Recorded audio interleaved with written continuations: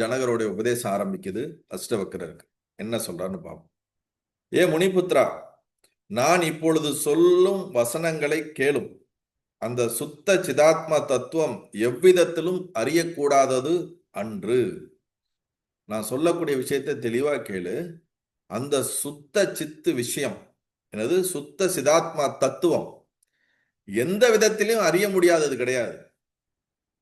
அறியக்கூடாதது அன்று அப்படின்னா என்னது? கண்டிப்பா அது அறியக்கூடிய விஷயம்தான், தெரிஞ்சுக்கக்கூடிய விஷயம்தான், தெரிய முடியக்கூடிய விஷயம்தான் அப்படின்னு சொல்லிட்டு, அதே போல எவ்விதத்திலும் அறியக்கூடியதும் அன்று.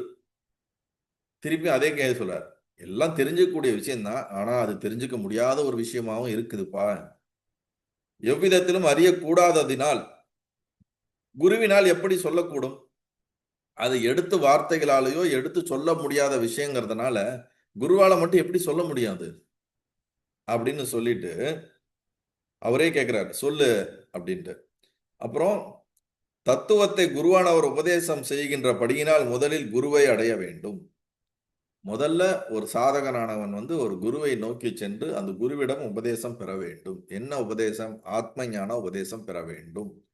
ஏனென்றால் அவர்கள்தான் இதை இங்க சொல்லக்கூடியது ஞான குரு, அனுபவம் அடைஞ்ச ஸ்தோத்திரிய பிரம்மனிஷ்டர் என்று சொல்லக்கூடிய தத்துவ ஞானிகளைத்தான் இங்க குறிப்பிடுகிறார். புரியுதுங்களா? ஏன்னா அவர்கள் அந்த தத்துவத்தை அனுபவபூர்வமாக உணர்ந்திருந்தால் அதனுடைய சூட்சமங்களையும் அதனுடைய வழி முறைகளையும் தெளிவாக எடுத்து உரைப்பார்கள். அப்படி உரைக்கும் போது கூட அவர்கள் நேரடியாக அந்த ஆத்ம தத்துவத்தை இதுதான் என்று குறிப்பிட முடியாது. ஏனென்றால் அது வார்த்தைகளால் விளக்க முடியாத ஒன்று. அதை தான் ஃபர்ஸ்ட் சொல்றார். அறிய முடியாதத ஒன்ன எப்படி குருவால சொல்ல முடியும்? பட் அதுக்கே நீ ஒரு குருவை நீ போய் சேரணும். நம்ம யூடியூப்லயோ புத்தகத்திலேயோ படிச்செல்லாம் ஞானையும் அடைய முடியாது. அது நல்லா தெளிவா தெரிஞ்சுக்கணும். பல பேர் யூடியூப்லயே ஞானி ஆயிரலாம் நினைக்கிறாங்க. இல்ல புத்தகத்தை படிச்சோ நம்மளே சாஸ்திரத்தை படிச்சோ நம்மளே ஞானி ஆயிரலாம் நினைக்கிறாங்க அப்படின்னு அவங்க சொல்லிக்கலாம். ஆனா உண்மையில உள்ள அப்படி நடக்காது. ஏன்னா தத்தாத்திரேயர் அப்படிதான் சொல்றாரு, கிருஷ்ணரும் அப்படிதான் சொல்றாரு, எல்லா மகான்களும் அதான் சொல்றாங்க. சோ அந்த சுத்த சிதாத்மா தத்துவத்தை அறிவது சுலபமும் கஷ்டமும் தான். நம்மளை குழப்பறதுலே இருக்கிறாங்க இவங்க. அந்த சுத்த சிதாத்மா தத்துவத்தை அறிவது சுலபம் அப்படின்றாரு, அடுத்த உடனே கஷ்டமும் தான் அப்படிங்கிறாரு.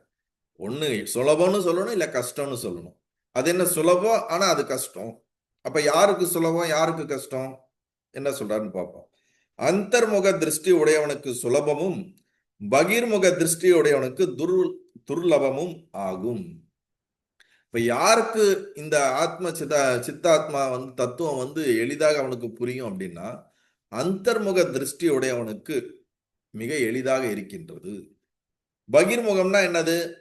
ஆசைகளினாலும் ராகத்தினாலும் நிறைய சங்கல்பங்களை கொண்டு வெளி உலக வாழ்க்கையின் மீது ரொம்ப வெறி கொண்டு வாழ்க்கையை வாழ்ந்து கொண்டிருக்கிறாங்களோ பகிர்முகம்னா நான் வெளிநோக்கி இந்த உலக வாழ்க்கையில் ரொம்ப தீவிரமாக நிறைய ஆசைகளும் பொறுப்புகளையும் நிறைவேற்ற வேண்டும் என்று தான் யார் என்று யோசிக்காமல் வெளி உலக வாழ்க்கையில் மூழ்கி கொண்டிருக்கிறார்களவா, அவர்களைத்தான், ஆசைகளில் நிறைந்தவர்களைத்தான் பகிர்முக திருஷ்டி உடையவர்கள் என்று இங்கு குறிப்பிடுகிறார்.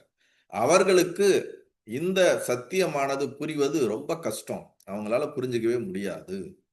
ஏனென்றால் இதை புரிஞ்சுக்கணும்னா உள்முகத்துல திரும்பணும். அவங்க தான் திரும்பவே மாட்டாங்களே. அவங்க மனம் எல்லா நேரமும் அவர்களுடைய எண்ணங்கள் அனைத்தும் எந்தெந்த ஆசைகளை எப்படி நிறைவு செய்வது அப்படிங்கிற நோக்கத்திலேயே வெளியே ஓடிக்கிட்டு இருக்கும்போது அவர்கள் எண்ணம் குறைந்து எண்ணமற்ற உள்ளுக்குள்ள இருக்கக்கூடிய சத்தியத்தை பார்க்கறதுக்கு அவங்களுக்கு எங்க நேரம் இருக்கு? காலையில இருந்து இரவு வரைக்கும் வெளி உலக வாழ்க்கையிலேயே தேவைகளையும் தர்மார்த்த காம மோட்சன்ற மாதிரி புருஷார்த்த சொல்ற தர்ம அர்த்த காமத்தை நிறைவேற்றுறதுக்கே ஓடிக்கிட்டு இருக்காங்க. மோட்சத்துக்கு திரும்புறதே இல்லை. அர்த்த காமத்திலேயே நாம ரொம்ப ஈடுபட்டு இருக்கிறோம். அதனால பகிர்முக திருஷ்டி உடையவர்களுக்கு கஷ்டம்பா. யார் ஞானப்பாதையில உள்நோக்கி திரும்பி நான் யார் என்று பார்த்து அதுக்கு சாதனை செய்து விசாரம் செய்து கொஞ்சம் இன்னர் ஜேர்னின்னு சொல்லக்கூடிய இன்னர் அவேக் பண்ணக்கூடிய அந்த செயல்களில் ஈடுபடுறவங்களுக்கு அது ஈஸி அப்படிங்கிறார். கேவலம் நிரூபிக்க கூடாத இத்தத்துவம் கூடாததாக இருந்தாலும் வேறு விதத்தில், அதாவது அதத்தி விருத்தி ரூபமாக நிரூபிக்கப்பட்டிருக்கபடியினால் அறியக்கூடியதை. இதுதான் ரொம்ப முக்கியமான ஒரு பாயிண்ட். இந்த பிரம்ம தத்துவமானது, சிதாத்மா தத்துவமானது அறியப்படாமல் இருக்கிறது என்று சொல்லப்பட்டாலும் ஒரு விதத்துல மட்டும் அறியப்படுகிறது. அது என்ன டெக்னிக் அப்படின்னா, அதத் வியாவிருத்தி ரூபமாக அதத் வியாவிருத்தி ரூபமாக நிரூபிக்கப்பட்டிருக்கப்படியினால். இப்ப அதத் வியாவிருத்தி ரூபம்னா என்ன? பிரம்ம சத்தியம், ஜெகத் மித்தியம்னு சொல்றோம்ல, அது போல பிரம்மம் ஒன்று இருக்கிறது, அதை தவிர மற்ற அனைத்தும் மித்யா. இது சாஸ்திரபூர்வமா நமக்கு சொல்லக்கூடிய விஷயம். இதை அனுபவபூர்வமா கொண்டு வரும்போது எதுவெல்லாம் என்னால் பார்க்கப்படுகிறது, அறியப்படுகிறதோ, உபாதியாக இருக்கிறதோ, அவை என்னைத்தையும் நேத்தி நேத்தி நேத்தி என்று இதுவல்ல, இந்த பஞ்சபூதங்கள் நானா, இதுவல்ல, இந்த பஞ்சபூதங்கள் நிலையானதா, மாறக்கூடியதா, மாறாதது, நிலையானது எது ஒன்று அனைத்தையும் நீக்கிய பின்பு நீக்க முடியாததாக எது இருக்கின்றதோ அதுதான் இறுதி சத்தியமான உண்மை அப்படிங்கிற அந்த தத்துவத்தை கொண்டு நம்ம விசாரம் பண்ணிக்கிட்டே வரும்போது எல்லா வஸ்துக்களையும், உடல், மனம், புத்தி, இது எல்லாத்தையும் நம்ம நேர்த்தி பண்ணும்போது கடைசியில நீக்கவே முடியாத ஒரு உணர்வு, இருப்பு உணர்வு, அந்த அறிவு உணர்வானது இருக்கிறது. அதுக்குதான் கைவல்ய நவநீதத்துல ஒரு அழகான ஒரு ஒரு பாடல்ல ஒரு ஸ்டோரி வரும். ஒரு மனைவி தன்னுடைய கணவனை கண்டுபிடிக்கணும். அப்ப 10 பேர் நிக்கிறாங்க. 10 பேர் நிக்கும்போது இதுல யார் உன்னுடைய கணவர் அப்படின்னு சொல்லும் பொழுது அந்த பெண்ணானவர் முதல்ல இருக்கவங்க பார்க்கும்போது இவர் இல்ல அப்படின்னு தலையாட்டுறாங்க. உடனே அவர் இல்லைன்னா நேத்தி ஒதுங்கு, இரண்டாவது இருக்கவரும் இல்ல ஒதுங்கு, மூன்றாவது இருக்கவரும் இல்ல ஒதுங்கு. அப்ப இவர்களுடைய பாவனை இவர்கள் இல்லைன்னு தலையாட்டுறதுல இருந்து அவர் கிடையாது, அவர் கிடையாதுன்னு வந்துகிட்டே இருக்கு. ஒரு 7ஆவதோ 8ஆவதோ அவருடைய கணவர் நிற்கும் போது அவரை பார்த்த மாத்திரத்திலே இந்த பெண்ணுக்கு ஒரு வெட்கமும் தலைகுனிவும் ஏற்படுகிறது. அப்ப இது இவர்தான் என்று சொல்லவில்லை, அவர்களுடைய செய்கையிலே அவர்களுடைய பாவத்திலிருந்தே சொல்லாமல் இவர்தான் அப்படின்னு சொல்லியதாக ஒரு அழகான அந்த பாடல்ல விளக்கம் கொடுத்திருப்பாங்க. அதுபோல இந்த அந்தர்முகமாக திரும்பிய இந்த புத்தியானது பகிர்முகமாக இருக்கக்கூடிய எல்லா விஷயங்களையும் நேத்தி நேத்தி நேத்தி நேத்தி நேத்தி எல்லாம் நேத்தி பண்ணும்போது நேத்தி பண்ண முடியாத அந்த ஆத்ம தத்துவத்தை நோக்கி திரும்பும் போது அது அதுவாகவே மாறிவிடுகின்றது, அதுவாக ஒன்றிணைந்து விடுகிறது. அப்ப அந்த இடத்துல இருப்பு உணர்வாகி அந்த அறிவு உணர்வு மட்டும் மிஞ்சி இருக்கின்றது. அதை தான் நீக்க முடியாது. அதுதான் ஆத்ம தத்துவம், அதுதான் அங்கு அறியக்கூடியதாக இருக்கின்றது, அதுதான் அனுபவபூர்வமாக அங்கு அறியப்படுகின்றது. அப்படிங்கிறத தான் இந்த அதத் வியாவிருத்தி ரூபமாக சொல்லப்பட்டிருக்கிறது அப்படின்னு இங்க சொல்றாரு. அது மட்டும் இல்ல, அது தொடர்ந்து அதுக்கு ஒரு விளக்கத்தை கொடுக்கிறாரு. திருஷ்யங்களை யாதொன்று பார்க்கிறதோ அவ்வடிவாகவே அத்தத்துவம் அறியப்படுகிறதாக சொல்லப்படுகிறது. திருஷ்யங்கள் என்றால் பார்க்கப்படுபவை. இப்ப நீங்கள் என்னை பார்க்கிறீர்கள், அப்ப நான் பார்க்கப்படுபவன். அப்ப திருஷ்யங்களை யாது ஒன்று பார்க்கிறதோ, எது இந்த திருஷ்யத்தை பார்க்குது? உங்களுக்குள்ள இருக்கக்கூடிய அறிவு தான். ஓ, இங்க ஒருத்தர் இருக்கிறாரு, இவர் வகுப்பு எடுக்கிறாரு அப்படின்னு உள்ளுக்குள்ள ஒரு அறிவு, அறிதல் அப்படின்ற ஒரு நிகழ்வு நடக்கிறது. நான் சொல்வதை உங்களுக்குள்ள அறிதல் அப்படிங்கிற ஒரு நிகழ்வு நடக்குது. அப்ப அறிதல் அப்படிங்கிற உங்களுக்கு ஒரு அறிவு ஏற்படுகிறது அல்லவா? அதை தான் இங்க சொல்றாங்க. திருஷ்யங்களை யாதொன்று பார்க்கிறதோ வடிவாகவே அத்தத்துவம் அறியப்பட்டதாக சொல்லப்படுகிறது. இந்த அறிவு தான், உங்களுக்குள்ள இருக்கக்கூடிய அறிவு தான் இந்த மாதிரி ஒருத்தர் இருக்காரு, புத்தி தான் என்ன பண்ணுது, இந்த மாதிரி இருக்குதுன்னு அறிதல். அந்த புத்திக்கு எது அறியக்கூடிய தன்மையை கொடுத்தது? அதாவது பேரறிவுன்னு ஒன்று இருக்கு, சிற்றறிவுன்னு ஒன்று இருக்குது. சிற்றறிவுக்கு இது அறியக்கூடிய தன்மையை எது கொடுக்கிறது என்றால் பேரறிவு தான் கொடுக்கின்றது. இந்த சிற்றறிவு அறியப்படுகின்ற பொருளை அறிகிறது. இப்ப உதாரணத்துக்கு நம்மளாம் சிற்றறிவு, நீங்க இருக்கிறீங்கன்னு வச்சுங்க, இப்ப நீங்கள் என்னை அறிகிறீர்கள் என்றால் உங்களுடைய சிற்றறிவு அறிகிறது. ஆனால் இந்த அறிதல் என்ற இந்த அறியக்கூடிய தன்மையை எது இந்த சிற்றறிவுக்கு கொடுக்கிறது என்றால் பேரறிவு. இது என்ன உதாரணமா பார்க்கணும்னா, இப்ப உங்களை நீங்க ஒரு கம்ப்ளீட் ஒரு பிரகாசமா நீங்க நினைச்சுங்களேன், உங்களை நீங்க ஒரு பாவனை பண்ணிக்கீங்களேன், கம்ப்ளீட் பிரகாசம், பிரகாசத்தை தவிர வேற எதுவுமே இல்லை, எங்கும் எல்லா விதத்திலும் பிரகாசம், மேலும் கீழும் எல்லாம் பிரகாசம்னா நீங்க ஒரு புள்ளியாக அந்த பிரகாசமாக இருக்கிறீங்கன்னு வச்சுங்களேன். அங்க வேற்றுமைப்படுத்துவதற்கு எதுவுமே கிடையாது, கம்ப்ளீட் பிரகாசம் தான் நீங்க. அப்ப ரெண்டாவதுன்னு ஒண்ணு கிடையாது. இப்ப இந்த இடத்துல இந்த பிரகாசம் எல்லா இடத்திலும் பரவி கொண்டு இருக்கிறது. எல்லாம்னா என்னது? மேலும் கீழும் எல்லா திசைகளையும் பரவி கொண்டு இருக்குது. அந்த இடத்துல ஒரு ப்ரொஜெக்டரோட லைட் எப்படி அதனோட வெளிச்சம் எல்லா இடத்துலயும் பரவி இருக்கிற மாதிரி பரவிட்டு இருக்கு. இப்ப அதுக்கு நடுவுல ஒரு ஏதாவது ஒரு ப்ரொஜெக்டரோட வெளிச்சம் போயிட்டு இருக்கும்போது அதுக்குள்ள ஒரு பிலிம் ரோல் வைக்கும் போதோ ஒரு ஸ்லைடு வைக்கும் போதோ அப்ப என்ன ஆகுது? அதனுடைய பிம்பமானது பின்னாடி விழுகிறது.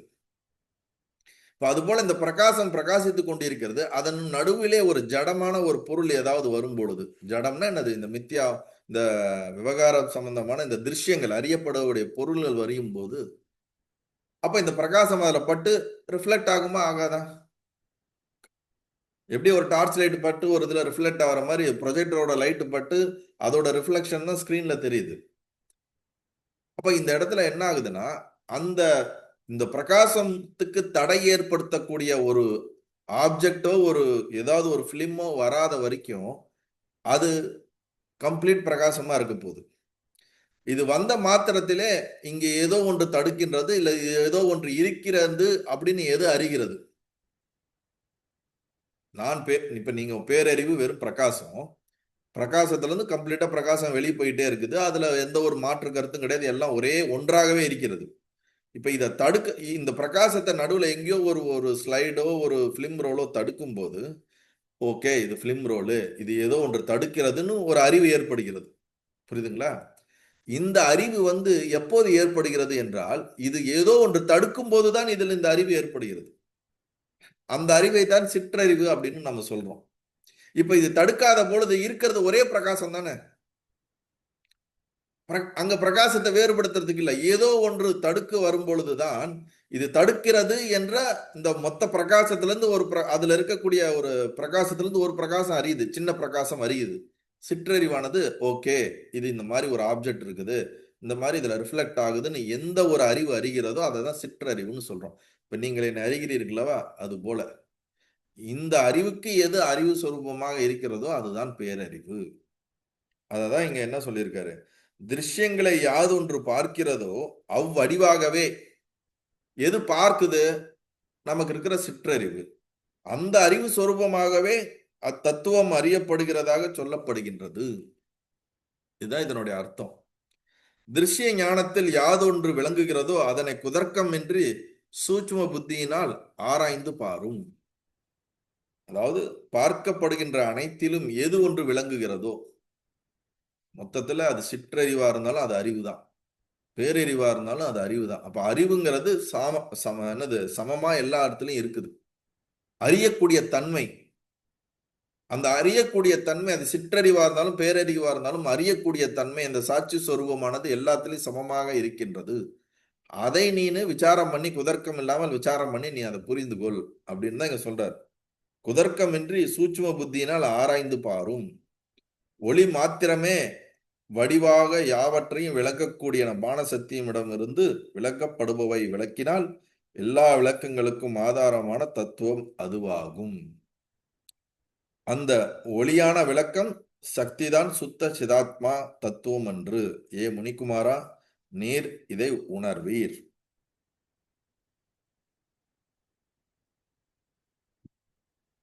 இது இன்னும் எப்படி புரிஞ்சுக்கிறது? நான் சிம்பிளிஃபைடா சொல்றேன். இப்போ ப்ரொஜெக்டர்ல இருந்து ஒரு வெளிச்சம் வருது, பிலிம் ரோல் தடுக்குது, பிலிம் ரோல்ல படுது.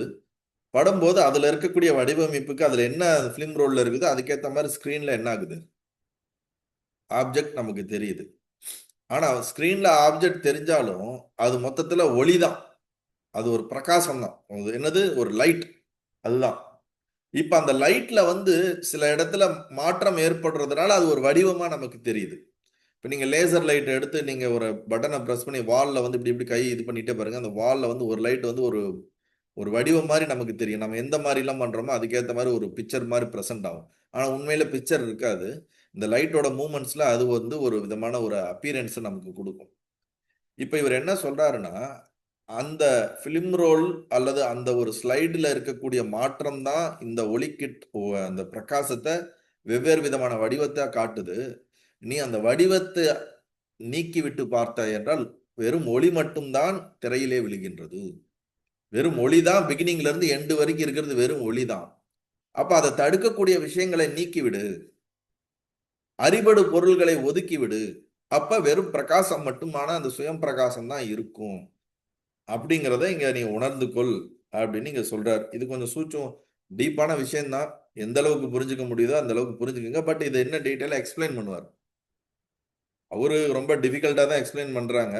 நான் இந்த எக்ஸாம்பிள்ஸ் மூலியமா எவ்வளவு தூரம் உங்களுக்கு புரியறதுக்கு கன்வே பண்ண முடியுமோ ட்ரை பண்றேன் நானு.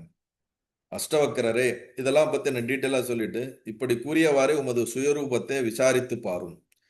நீர் சரீரமன்று, பிராணனுமன்று, மனமுமன்று. ஏனென்றால் இவை அஸ்திரமானவை, மாறக்கூடியவை, அழியக்கூடியவை. இவை நீ அல்ல. இவைகளுக்கு ஒரு வடிவமும் இல்லை. தாதுக்களான சமூகமான சரீரமும் உமது சொரூபம் அன்று. இந்த சரீரமும் நீங்க கிடையாது. அந்நிய விஷயங்களை விளங்கும் போது சரீரத்தில் நான் என்ற உணர்வு விளங்குகிறது. இவ்விதமே பிராணனிடமிருந்தும் மனதிடமிருந்தும் நான் என்ற புத்தியை அகன்று விடுகிறது. யாதொரு காரணத்தினால் அகம் என்ற எண்ணத்தை கைவிடாமல் சித்தானவள் இருக்கிறாளோ அதனாலேயே அவள் யாவற்றையும் அறிபவள். அஷ்டவக்கரரே, உண்மையில் அவள்தான் நீர். நான் சொன்னது பரோட்ச கதை அன்று. இவர் என்ன சொல்ல வர்றாருன்னா, இந்த உடல் நீ அல்ல, மனம் நீ அல்ல, இந்திரியங்கள் நீ அல்ல, புத்தி நீ அல்ல, சரீரம் நீ அல்ல அப்படின்ற இதையெல்லாம் விளக்கி பார்த்தாய் என்றால் உள்ளுக்குள்ள இருக்கக்கூடிய ஆன்மாவானது விளக்க முடியாததாக, இந்த விளக்கி பார்க்கக்கூடிய இந்த உணர்வானது அந்த உண்மையான உணர்வோடு ஐக்கியமாகிவிடும். அங்க விளக்க முடியாததுக்கு ஒன்றும் இல்லாததாக நீ மட்டும்தான் இருப்பாய். அந்த நீதான் திருப்புரையான அந்த சித்தானவள். அந்த நீதான் நானும், அந்த நீதான் அனைத்தும். நான் சொல்றது வெறும் அறிவுபூர்வமான விஷயம் கிடையாது. பரோட்ச கதை என்று. இது ஒரு கதை இல்ல. உனக்குள்ள உள்நோக்கி திரும்பிப்பார். உள்ளே திரும்பின கண்களால் கேவல சித்தான உமது ஆத்மாவை பார்வையிடும். என்னது? உள்ளே திரும்பின கண்களால், உள்முகமான திரும்பின கண்களினால உன்னுடைய ஆன்மாவை நீ பார்ப்பாயாக அப்படிங்கிறார். பின்னொரு காலத்தில் சாகவாசமாக பார்த்து கொள்ளலாம் என்று இருக்க வேண்டாம். சரி, இப்ப உபதேசம் பண்ணிட்டாங்க, அப்புறமேட்டு பார்த்துக்கலாம். இப்ப என்ன அர்ஜென்ட்? இப்ப நம்ம கிருஷ்ணர்கிட்ட அர்ஜுனோட உபதேசம் வாங்கிட்டு போரெல்லாம் புரிஞ்சுட்டு ஜெயிச்சிடுறாங்க. ரொம்ப காலம் கழிச்சு திருப்பி கிருஷ்ணர்கிட்ட அர்ஜுனன் கேட்கிறாரு, நீங்க போர்க்காலத்துல ஒரு உபதேசம் கொடுத்தீங்க கீதை, அது எனக்கு அப்ப சரியா விளங்கல, இன்னொரு வாட்டி சொல்லுங்க அப்படின்னு திருப்பியும் கேட்கறான். மறந்துடுறான் அவன். இந்த மாதிரி இருக்கக்கூடாதுன்னு தான் இங்க ஒரு சொல்றாரு போல இருக்குது. அப்புறமேட்டு ஆத்ம விசாரம் எல்லாம் பண்ணிக்கலாம், இப்ப என்ன அர்ஜென்ட்? அப்புறமேட்டு ஆத்மாவெல்லாம் அறியலாம், இப்ப என்ன தேவை இருக்கு அப்படின்னு பின்னொரு காலத்தில் சாவகாசமாக பார்த்து கொள்ளலாம் என்று இருக்க வேண்டாம். உத்தம புத்திமான்கள் உபதேச காலத்திலேயே தங்கள் ஆத்மஸ்வரூபத்தை பார்த்து கொள்வார்கள். உத்தம புத்திமான்கள்னா அது நல்ல சூட்சும புத்தி, தெளிவான விசாரணை புத்தி இருக்கவங்க இந்த உபதேசம் பண்ணும் பொழுதே உள்நோக்கி திரும்பி பார்த்து அதனுடைய அர்த்தத்தை, லட்சிய அர்த்தத்தை உணர்ந்து கொள்கிறார்கள் அப்படின்னு சொல்றாங்க. நல்லது.